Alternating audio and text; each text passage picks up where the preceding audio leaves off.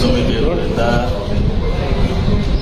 ನಾವೆಲ್ಲ ವಿಚಾರಗಳ ಬಗ್ಗೆ ಚರ್ಚೆ ಮಾಡಕ್ಕೆ ಚುನಾವಣೆ ನೀತಿ ಸಮಿತಿ ಮುಂಚೆ ಬೇಗಂ ತಲಾಬದ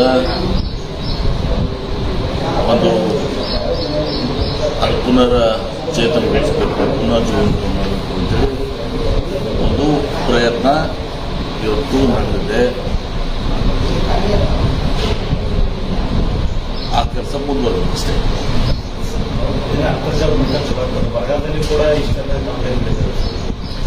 ನಾನು ಈಗ ಏನು ಮಾತಾಡೋದು, ಯಾಕಂದ್ರೆ ನೀತಿ ಸಮಿತಿ ಇರೋದು ಚುನಾವಣೆ ನೀತಿ ಸಮಿತಿ ಮುಂಚಿತವಾಗಿಯೇ ಅದು ನಾನು ಖುದ್ದಾಗಿ ಹೋಗಿ ವಿಸಿಟ್ ಮಾಡಿ ಸೂಪರ್ವೈಸ್ ಮಾಡಿ ಅದೆಲ್ಲನೂ ಕೂಡ ಏನು ಆದಿಲ್ಶಾಹಿ ಕಾಲದ ಏನು ಗತ ವೈಭವದ ಒಂದು ಕುಡಿ ನೀರಿನ ಯೋಜನೆ ಇತ್ತು. 9 ಲಕ್ಷ ಜನರಿಗೆ ಏನು ನೀರನ್ನು ಕೊಡ್ತಿದ್ರು ಅಂತ ಹೇಳಿ ಆ ಒಂದು ನೆಟ್ವರ್ಕ್ ಏನದ ನೆಟ್ವರ್ಕನ್ನು ಮತ್ತೆ ಪುನಶ್ಚೇತನಗೊಳಿಸಬೇಕು ಅಂತ ಕೂಡ ಪ್ರಯತ್ನವನ್ನು ಅವಾಗ ನಾವು ಪ್ರಾರಂಭ ಮಾಡಿದ್ವಿ. ಇನ್ನು ಉಳಿದಿದ್ದೆಲ್ಲವೂ ಕೂಡ ಚುನಾವಣೆ ನಂತರ ನಾನು ಆ ಬಗ್ಗೆ ಮಾತಾಡ್ತೀನಿ.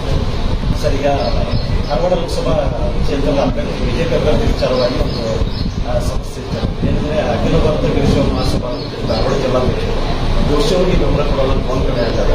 ಲಿಂಗಾಲೇಶ್ವರ ಸ್ವಾಮಿಗಳು ಜೋಶಿಯವರಿಂದ ಲಿಂಗಾಯತ ಸಮಾಜಕ್ಕೆ ಅನ್ಯಾಯ ಆಗಿದೆ, ಅಭ್ಯರ್ಥಿಯನ್ನ ಬದಲಾಯಿಸಲೇಬೇಕು ಅಂತ ನೋಡಿ, ನಾನು ಈ ಬಗ್ಗೆ ತಾವು ಅವರು ಯಾಕೆ ಏನು ಅನ್ನೋದನ್ನ ಧಾರ್ಮಿಕ ಮುಖಂಡರು ಅಂತ ಕೇಳೋದು. ನಾವು ಧಾರ್ಮಿಕ ಮುಖಂಡರ ಹೇಳಿಕೆಗೆ ನಾವು ರಾಜಕೀಯ ಹೇಳಿಕೆಗೆ ಬಹಳ ವ್ಯತ್ಯಾಸ ಇರ್ತದೆ.